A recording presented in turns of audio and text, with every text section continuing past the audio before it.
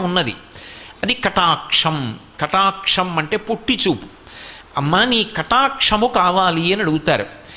ఆ తల్లి అనుగ్రహం దేని చేత వర్షింపబడుతుంది అంటే ఆమె యొక్క కటాక్షము చేత. అంటే ఆమె కడగంటి చూపు చాలు ఎంతటి ఐశ్వర్యాన్నైనా ఇచ్చేస్తుంది, ఎంతటి శక్తినైనా కటాక్షించేస్తుంది.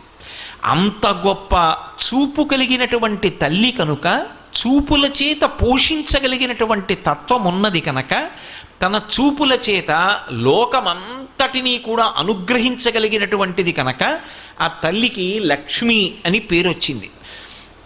అటువంటి లక్ష్మి దృష్టి ఇప్పుడు కాదుట.